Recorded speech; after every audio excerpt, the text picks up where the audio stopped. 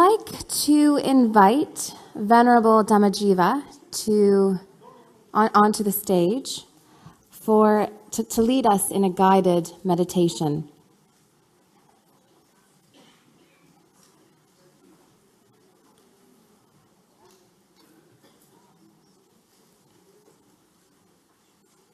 Thank you.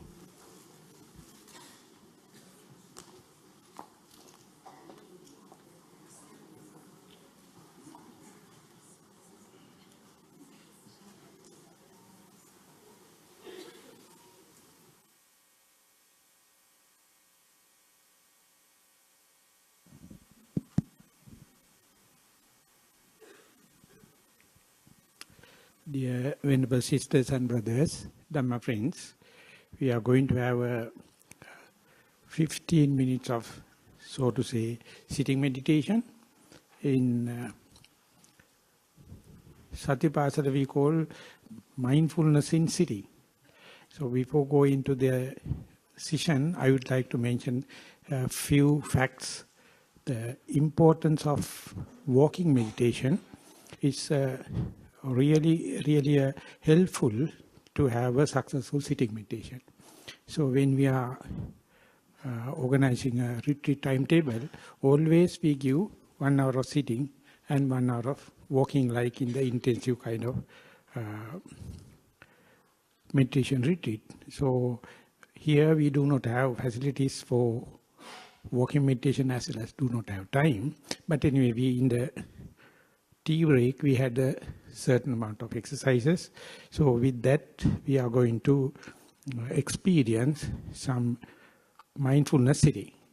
So I am much happy because Ajahn Brahm already given the basic instructions. So I am also repeating almost the same. Being it is sitting meditation, now you have to make yourself comfortable in your sitting posture, thinking that we are going to sit for 15 minutes. So first, you have to love your body. So make it comfortable, make it symmetrical, and make it relax. For that, we are using the body knowledge, the body awareness. So therefore, you need not to have foreign experts to teach you how to sit or how to make you comfortable, how to make you symmetric. So therefore, we are going to test it. So please make yourself comfortable in sitting.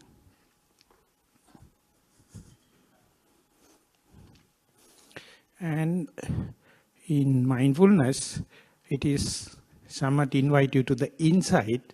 So as far as our eyes are open, we are outside.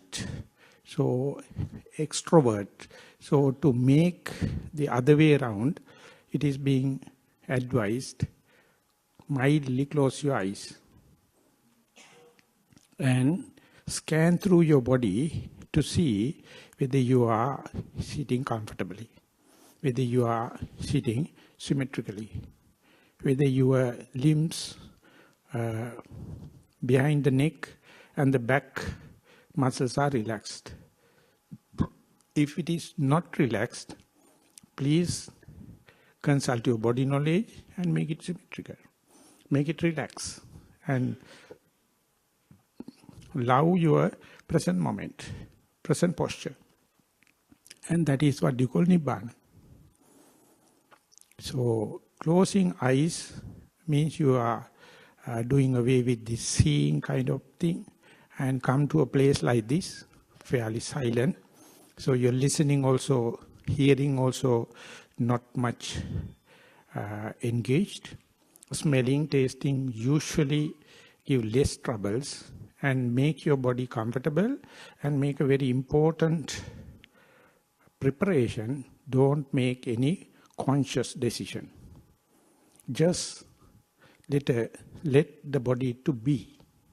And give the full attention, full vigilance, full diligence, full mindfulness to see when you're passively sitting, what is happening. So that means you are not letting the mind to go out, but instead facilitate and give conducive conditions and invite the mind to come and rest. Come back home. Get homely feeling, at home feeling, and how to verify now the mind is at home. That's the most difficult thing. No language can explain it. You do not know whether you are in a concept. You do not know verifiably you are here and now. So only the way to have this verification is continuity of the present moment. That's the most difficult part. Because you hate wandering mind. Specifically when you try to be mindful in sitting. So please, don't hate. Just let it happen as it is. And let sounds come and go. Let little bit of pains come and go. When and where possible, just sit and be aware I am sitting. The way I am sitting is just like a pyramid in a shape. Or anthill. Or like a cheti or dagaba. So the way you sit, you also may see the shape, the mental configuration of the sitting posture. The Buddha used the term abhoga nishidati pallankang abhujitva. You sit comfortably and let the mind to accustom, be familiar, be seasoned with this comfortable thought moment. It may be split second, maybe run into the sounds, thoughts and pains. But when and where I come back to the present moment, to the mindfulness, just be happy rather than be worried about wandering mind. Each time it goes, if it is a reason to be worried, when you come back home, it's a reason to be happy. That's called glad game.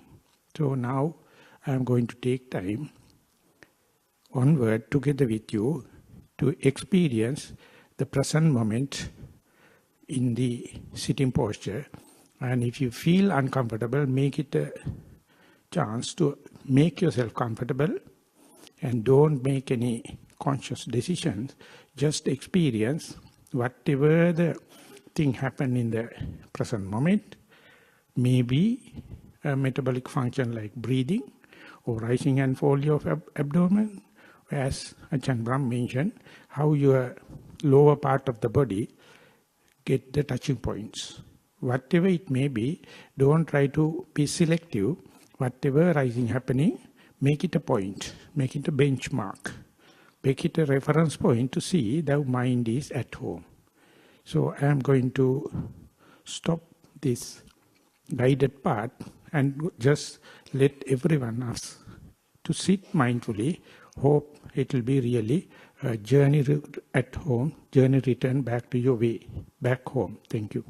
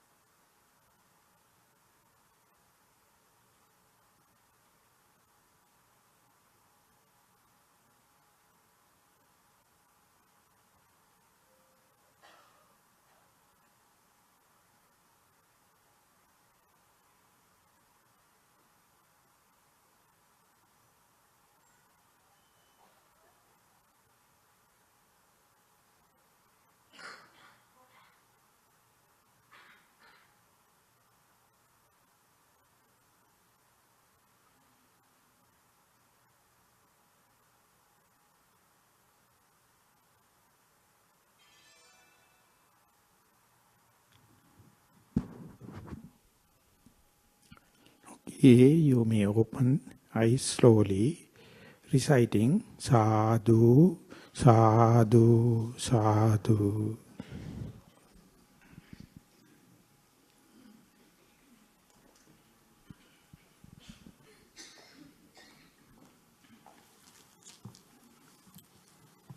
Thank you very, very much for guiding us through that meditation, Venerable. Welcome. I'd like to now open up the floor to some questions about this meditation experience.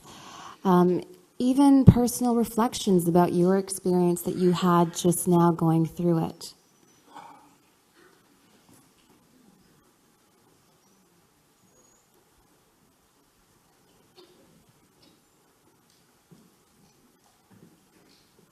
Comments, questions, reflections, concerns.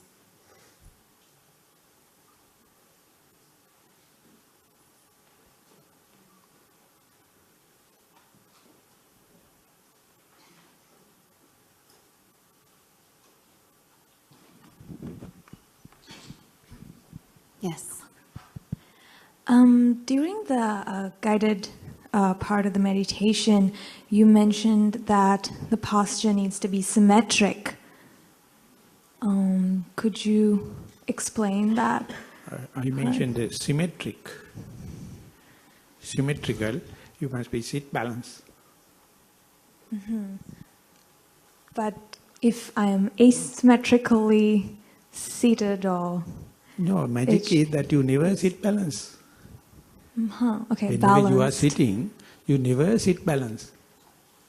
So whenever you feel sit balance, it feels like a magic. Right, okay. That means we are torturing from morning to evening. We never think about the posture we are taking. So therefore, whenever you love yourself, whenever you sit comfortable, you feel something magical. So that is what we call the mindfulness. Right. Thank you very much.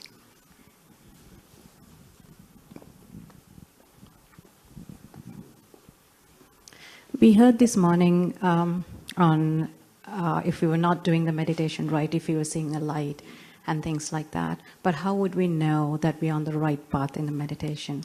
Like, for example, I try to concentrate on my breathing, and after a certain point, I don't know what happens. I don't know if I fall asleep or I'm in a deep meditation. How would I know?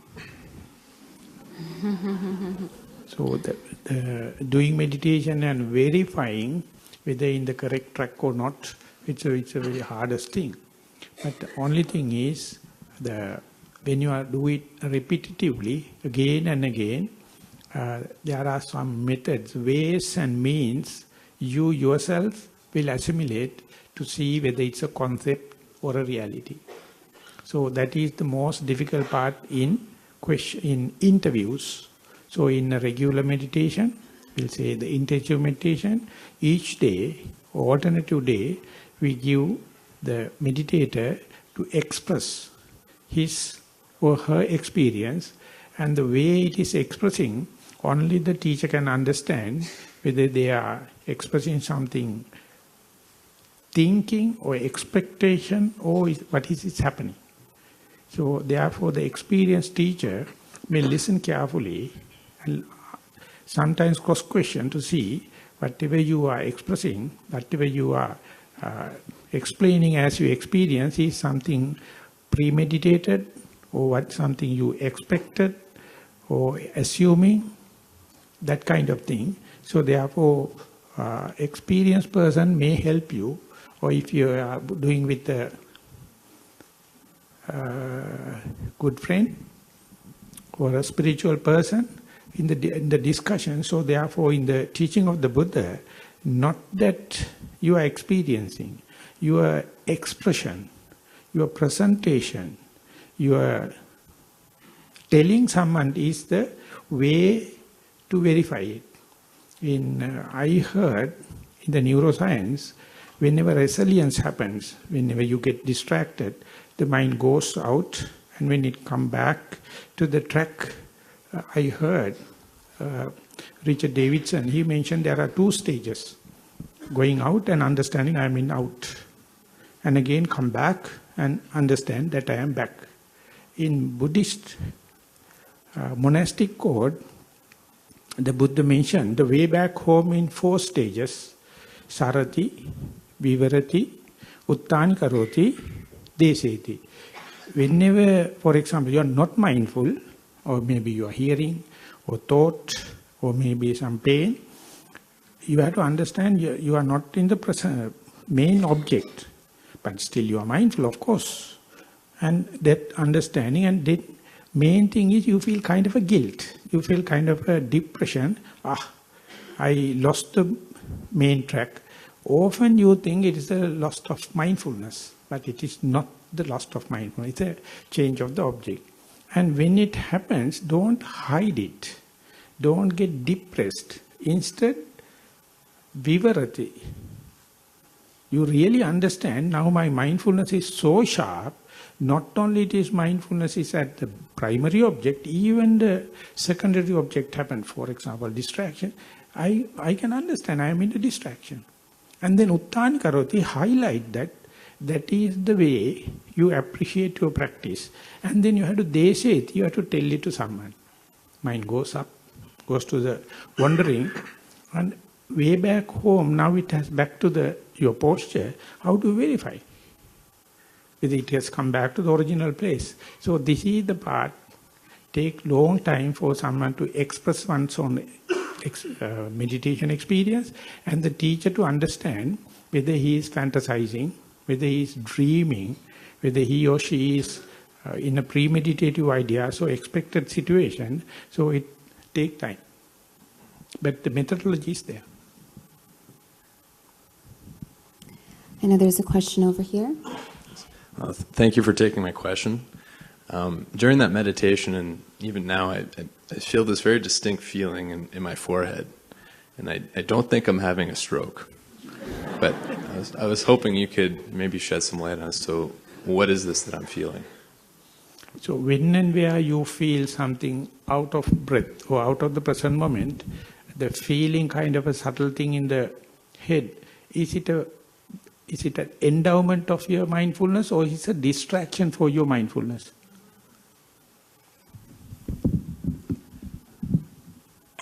I suspect it is a bit of a distraction. So that I would say, when and where you become mindful about your body, only then you feel the subtle feelings. You are in the past or in the future, when you think about other person, other places, you never feel this kind of thing. So this is a clear sign you are at home. So whenever these things happen, if you are not well instructed, if you are not really presenting the sharpness of the way it is happening, you put it in the negative way.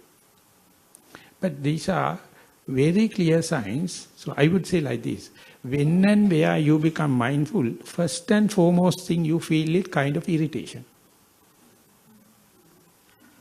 You list them as irritation. But if you ask a pointed question, is it a sign or is it an endowment of mindfulness or distraction? Then only you have to rethink. Now you are at home. And imagine the day you are going to appreciate it, that is called glad game. You become glad. Now I feel. Whatever may be the distraction. Then you are a different person. Thank you. Any other questions, comments, reflections on your experience? A webcast question? Okay.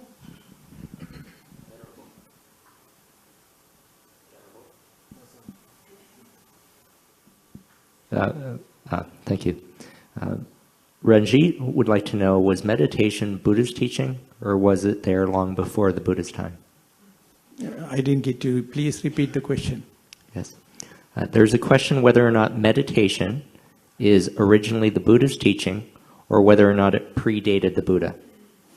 According to the last Buddha, what we call the Gautama, the Buddha, he says he has seen 5,12,28. That means 5,12,028 Buddhas previous.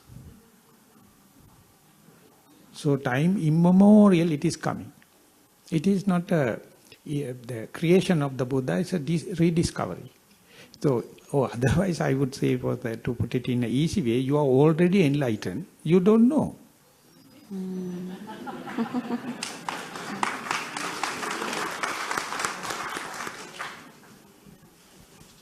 Yes. Yeah, one question. Following up from the same scenario, like having the vibration. So it didn't happen to me now, but when I was meditating at home, sometimes I start really concentrating on the tummy movement. So it goes up, goes down. So my full concentration on that. Then all of a sudden, really, I sometimes realize there is some vibration going in the skull. And then what happens really, instead of focusing on this, I automatically start focusing on that vibration and then try to understand what's going on here, what's going on here. So am I doing something wrong? Sometimes I get scared also. So if you clarify that situation, please.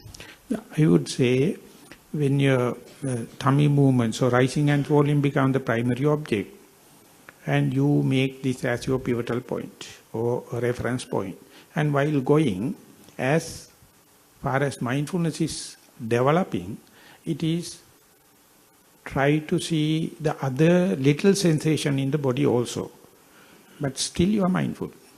So now, earlier your mindfulness was with the one single pointed, now it is spreading around, and while it is spreading around, the knowing, experiencing tiny points, things, is it a distraction or is it a result of mindfulness? How do you feel? So I feel like it's like, but sometimes since I want to be like understand what's going on inside my body, I start concentrating on what's going on there. No, it is not, please check, it is not what you do, it is something happening.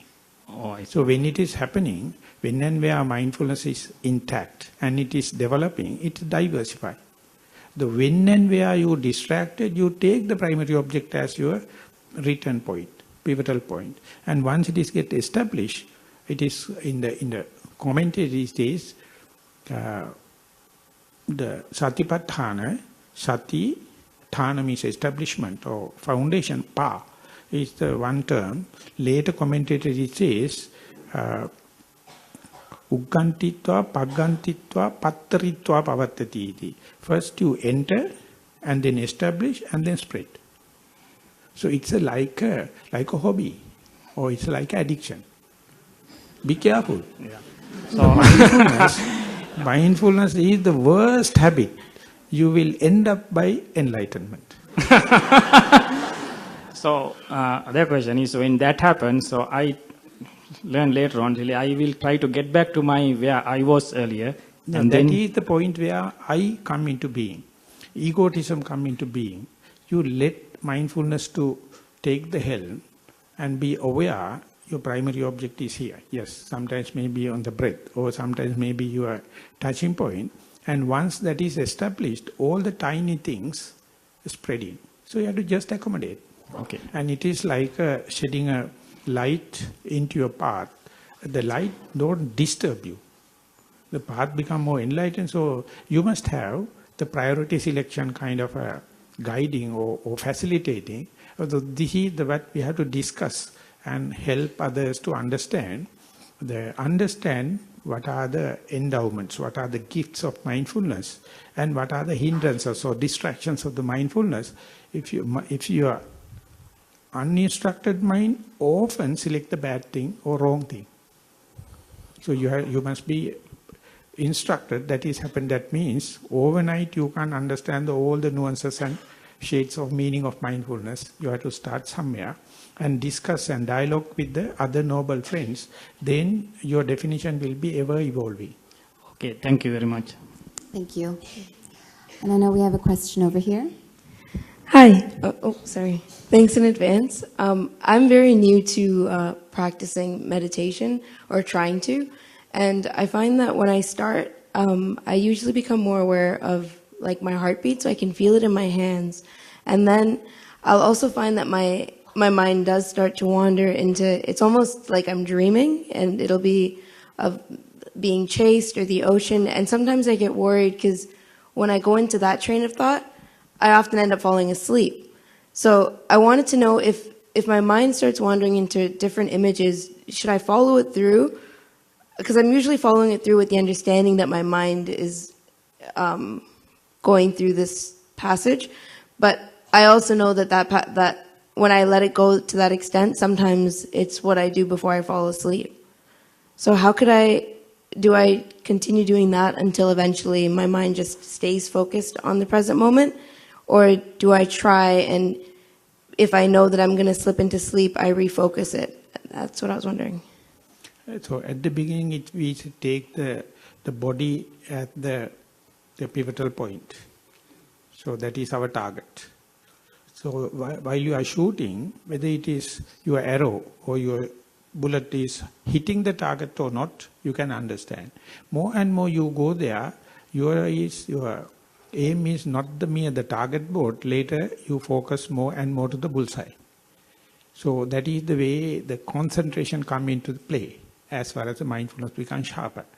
And when and where your mindfulness is continuous with the same object, that may be the breath or your whole body or your rising and falling or whatever may be, more and more it becomes familiar, less and less become dramatic, less and less it becomes interesting. So therefore kind of a boredom sets in, kind of a monotony sets in. So therefore whenever the mindfulness come in, gathering the momentum, that the shades of sloth and torpor, kind of a slimy mind, congealing mind can come in. It's also a good sign if you go prepared. Otherwise, you recognize this as a sloth and torpor, but it is kind of a slimy, it's kind of a boredom, kind of a monotony happens. So therefore, in a way, it's a progress in the mindfulness. But if you are not really go prepared, easily you can fall into sleep even. So therefore, how to select, how to understand whether your mind is become slimy and sleepy or it is more and more focused. The Pandita Sayadaw from Burma, he mentioned, whenever you wake up, in the same sitting, if the mind come back to the primary object, it's a good sign. If the mind is come back and still in the wandering, that means something wrong.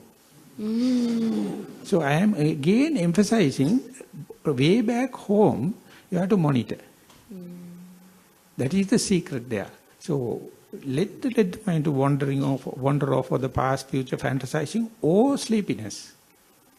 But it is not the end of the episode. Whenever it's come back, just see how quickly, how frequently you can go back to the primary object. If naturally come to the primary object, it is not a kind of sleep. It's a kind of a slimy mind. So next day, go prepared. And that is the way you go to the deeper levels of your mind. So you have to facilitate it, but many people fall into that trap. But it is not a crime, not punishable. Thank you so much. Another question over here. Hello, thank you very much for your guided meditation. My name is Janice. I'm an obstetrician gynecologist from the Toronto area. I lead a very stressful life, and I've worked with, I guess I'll call her a holistic health practitioner who practices mindfulness. And I'm just very interested in learning more about Buddhism and meditation. When I've worked with her in the past with meditation, I've noticed that there are colors that come into my sight, behind my eyes almost, purples and pinks or greens and blues. And when I wake, when I come out of the meditation, I feel extremely calm and at peace and refreshed. Can you comment on that at all and tell me if that has any meaning, or if I'm meditating correctly, or? So you have to understand the time you allocated for mindfulness. I don't usually use the term meditation even. You allocate for the mindfulness, then the calming down happen, And then when you once wake up, you can understand that calm down, and slowly that will wean it off, disappear. So more and more you give time to the mindfulness, that calmness, not only just appearing, but it's longer, it will be lasting. So therefore, regular practice, you have to understand to increase that time period, and more you give the calming down, longer it will be remaining. And before that, I would say, if you can get that kind of a calmness, try, please, how much you can go into that kind of a situation in walking meditation. Walking meditation is a completely different kind of a experience, because there you do intentional one single task, and you move up and down and give the mind to be aware. And whenever the children are being introduced, whenever the very old people are being introduced, whenever recovering kind of people introduced, whenever someone with the full depression and kind of, the walking is the way. Walking is given a very dynamic, very effective way. And after little bit of walking, for example, if you are 15 minutes, if you are walking, sit 15 minutes, then you can see the starting balance. The opening balance in the sitting is very conducive, very facilitating after sitting. And then go, once you even wake up, it's stay in the mind longer time. So it's a repetitive application. This is very indicated for the temporary or momentary. Now your common sense must be consulted and say, how can I expand this time period? You can't, it is not fair enough to ask that kind of question from the Buddha. But you have your experience now, you have to little by little, don't go for very big changes, slowly, slowly, slowly increase the time, and so much so you get this kind of peace of mind, or kind of a contentment. So that is the way you radiate loving kindness to yourself, or you radiate kind of a compassion to yourself, and increase it little by little, daily. That regularity in the practice is the secret. Thank you. I've done the walking meditation on a retreat in Mexico for a week, and it was wonderful. But I really wanted to know about the color that comes into my mind when I'm meditating. Is that a sign of anything? What does that mean? If you read Visuddhimagga, it says dark colors and become multicolored, and then ultimately become fade off. And if you go more towards the white color, that means this is a sign of a reduction of the defilements. But even the author of the Visuddhimagga says, don't take it as a hard and fast. It's a kind of a vague indication. So therefore, colors have evolution, or otherwise the changing nature of the color. So you have to see the shapes and the manners of the color. It's never the same. It's ever evolving. From hard, dark colors to light colors is the healthy sign. It's a healthy sign? Healthy. Thank you. Thank you. Okay. Thanks so much. Thank you so much, Venerable Dhammajīva, for sadhu, sadhu, sadhu. Thank you.